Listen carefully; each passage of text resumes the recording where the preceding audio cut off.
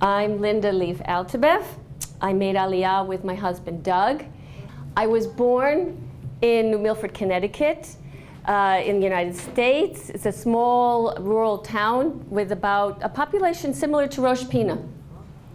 And I went on to art school in Hartford, Connecticut, Hartford Art School, where I got a Bachelor of Fine Arts in Art Education and Fine Arts, and then went on to move to New York City, which every artist wants to do, is you want to live in New York City. So I went to New York City and I studied at the place called the Art Students League. I studied drawing there. And then went on to Pratt Institute, which is in Brooklyn, New York. I don't know if you know where that is. And that's, I got a Master's of Fine Arts in painting. I also had an interest in textiles, and you need to be able to find work in New York City besides being an artist. So I ended up studying at the Fashion Institute of Technology, and I worked in the textile field, designing for people like Calvin Klein, Anne Klein, and in fact, I'm wearing here, this is one of the scarves. This is one of them that I designed.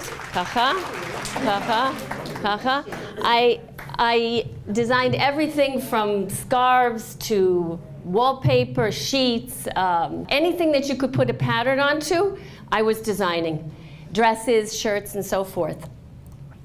And I did that in New York City for quite a while, and then I went on to begin to show my paintings and show my artwork in galleries in New York City, in Los Angeles, Texas, all around the country. And I also branched out to other mediums. I did sculpture in metal, and those were outdoor sculptures. Some of them, if you come by my house, you can see them. They were in an outdoor exhibition in Stamford, Connecticut. And I also worked in vitrage, doing it for Beit Knesset. When you are creative, you can work in, basically, you have an idea, you can work in many, many, many mediums. And eventually, as I became more connected to my Jewish roots and Jewish text and philosophy, this led to a change in my artwork, a change in thinking, and a change to my family and I moving to Israel. It was this philosophy of feeling like we needed to live and lead a Jewish life connected to the land, to the Chagim, to the calendar. The only place you can do that is really here in Israel. So we moved, and here we are. And we're happy that we did. Now, I want to talk to you about the work that I've brought here today. I call this work Offerings, and this work evolved over a 2-year period, and it came out of a piece, and I want to show you this. It came out of a piece that I did over 26 years ago. Before I ever came to Israel, I had a dream, and the dream was about a place called Ashkelon with bridges and archways and out of stone going to the sea. So let me just show you that. This piece was based on this dream. As I said, I'd never been here, and I started doing repeatedly bridges and tunnels and spaces that you could enter.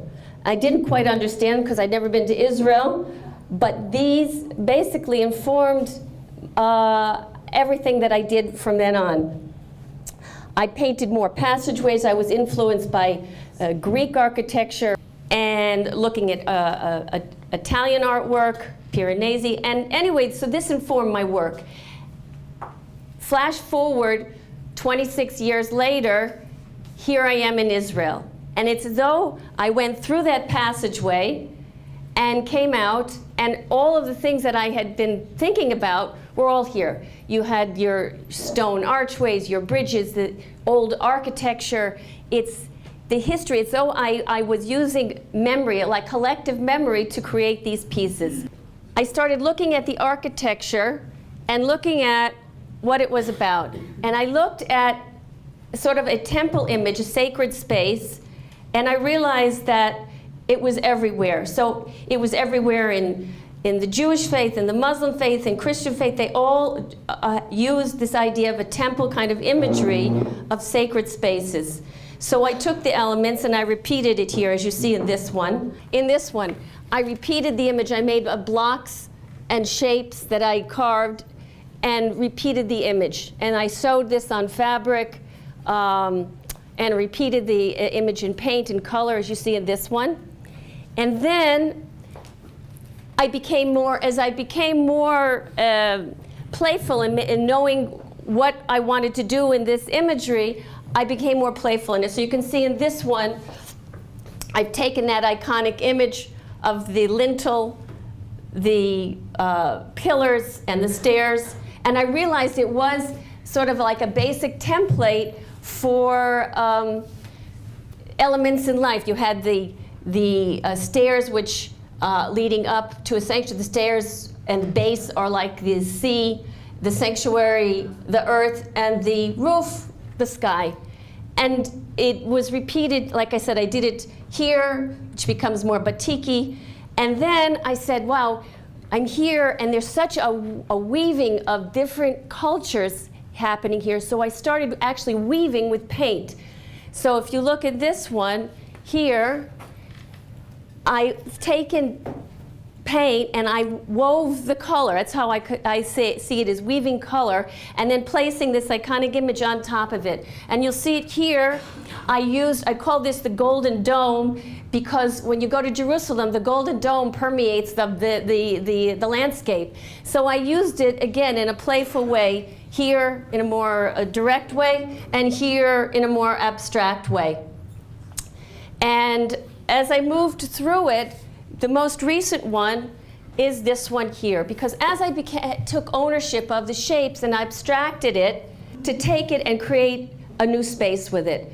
And it's where I am today. So you're seeing it today, and I feel like that I could not have done this work if I'd not taken the chance and moved here to Israel.